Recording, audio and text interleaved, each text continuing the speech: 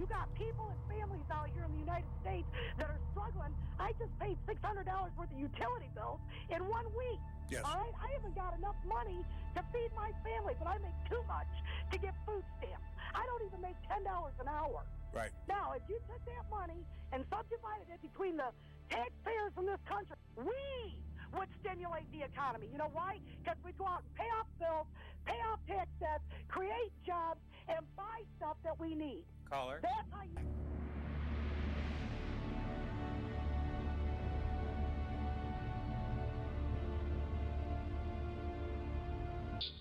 The 1960s saw the rise of youth culture.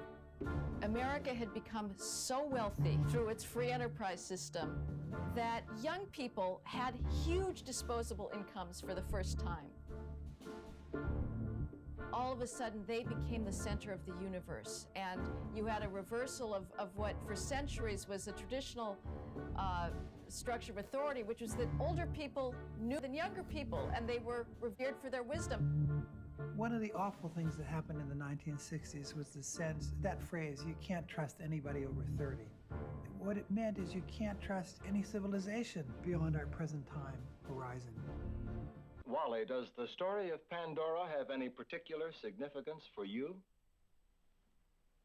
You know, her curiosity and doing things she was told not to do? People really misunderstand the 1950s. They think in terms of like June Cleaver and Donna Reed, as if everybody was discriminating against women, forcing them to stay at home. But that isn't it at all.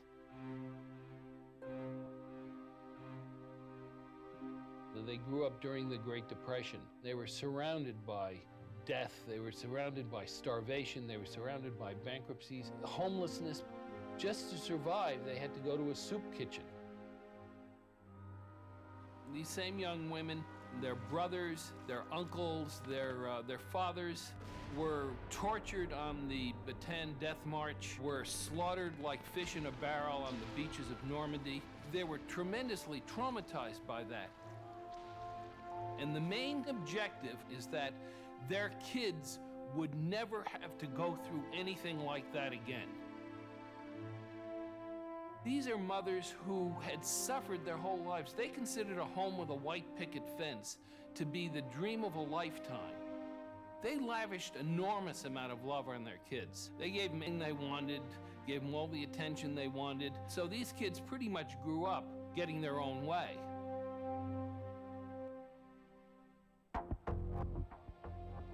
The main characteristic of the 60s generation was moral self-righteousness, and they believed that they had spotted endemic and almost ineradicable flaws in American society.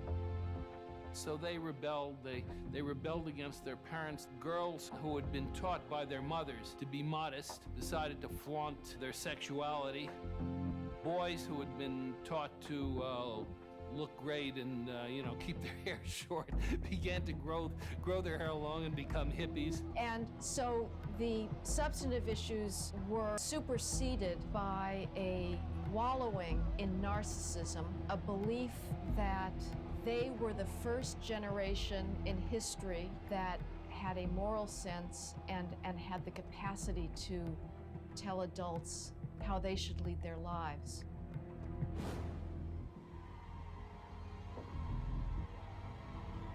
This was a time of incredible radicalism. Our institutions, the educational institutions, the cultural institutions, the moral and social institutions, churches, families, and so on, they really did undergo a kind of transformation, a revolution, if you will. It transformed us inside.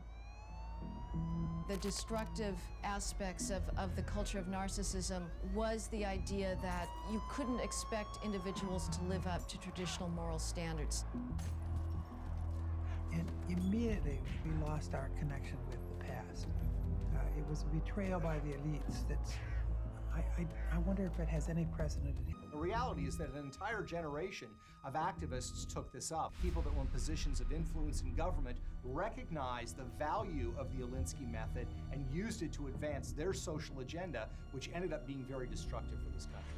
And this is really the Bible for activists, because it provides a path to establishing and achieving power. In a book that really is amoral, it says that there are no moral constraints. The only way you can change an evil society is to bankrupt that society. Two professors at Columbia University, Cloward and Piven, developed such a strategy called the crisis strategy.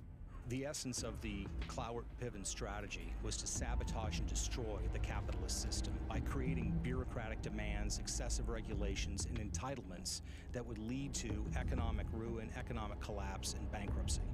Once you've reached that point of bankruptcy, that society is ripe for revolutionary change. The basic presumption that America is, at its heart, an evil society. And so therefore, we are warranted, we are licensed, we are doing a good thing when we attack it, when we disrupt it. Disruption is at the center of the Cloward-Piven strategy. Disruption comes from the outside, but also from the inside of the system. And the inside was far more effective and far more important. By the late 1990s, the left had taken over many of the institutions of power, meaning government, media, and academia. And it was from these places and positions of power that they were able to disrupt the system and implement a strategy that was designed to ultimately undermine the capitalist system. That's really the key to understanding what happens next. The first turning is the high, like the 50s, that comes after the crisis. It's a period of consolidation. It's a period of stable families and stable family structures. Lots of kids are born, lots of infrastructure is built, but emotional life becomes more or less dead, and begins to die out. Baby boomers have no memory of World War II. Their childhood was the American high. Next comes the awakening. The perfect little children of the high, like the boom generation, become young adults. They came of age during that period of rapid social and cultural change when we changed everything about how we felt, how we thought, how we talked, how we dressed. We changed America's feelings about itself, our moral agenda. Suddenly, their emotions break out and all hell breaks loose. This became a generation of great passion, of youth anger that marked a rise in every age in drug use, teen pregnancy, crime, risk-taking, suicide.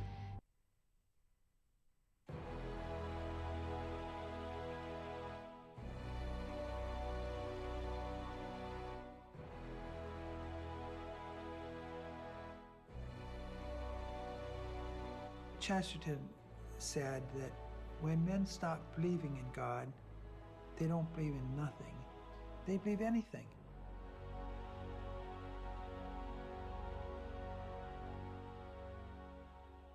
The intense focus on the self led to a sense that the self is really God.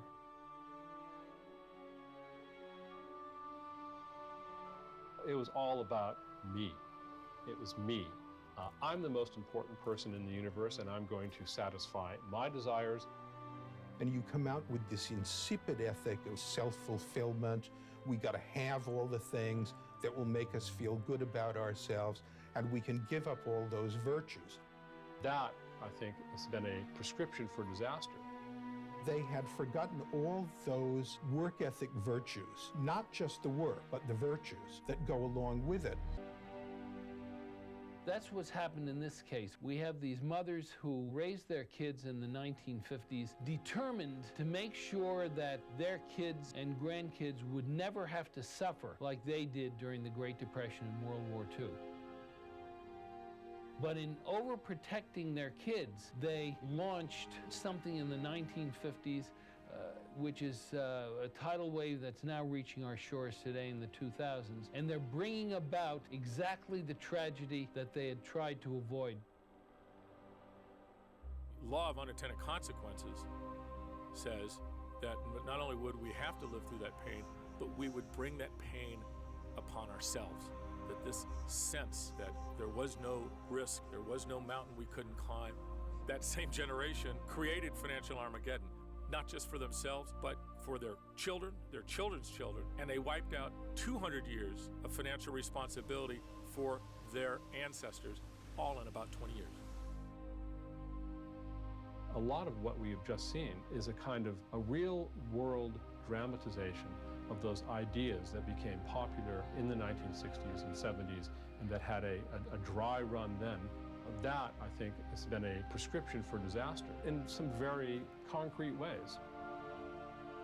Take, for example, the financial crisis. What we have just seen with the irresponsible lending by banks and the irresponsible leveraging by many hedge funds is an abdication of responsibility. It was irresponsible of the banks to lend to people who had no assets, no income, no job, no credit history.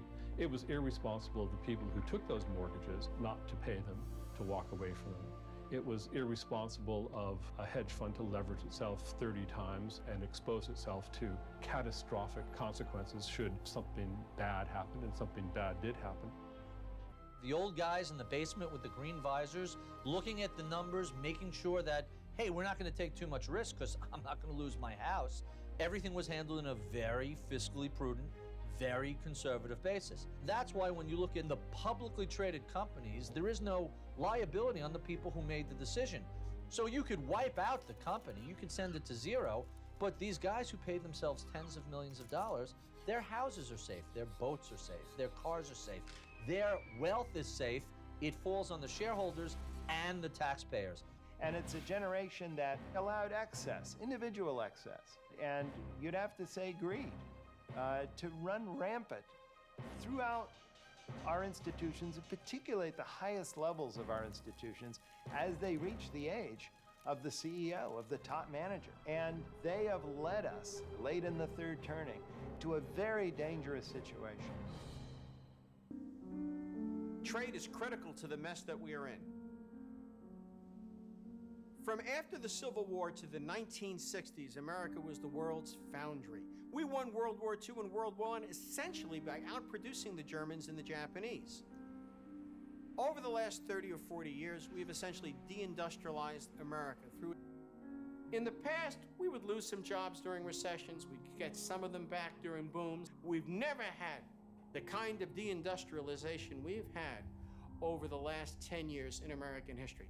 And that's simply been because your political leaders are looking out for the bankers, the Hollywood producers, and the high-tech community. In 2009, the federal government is borrowing over $1.8 trillion.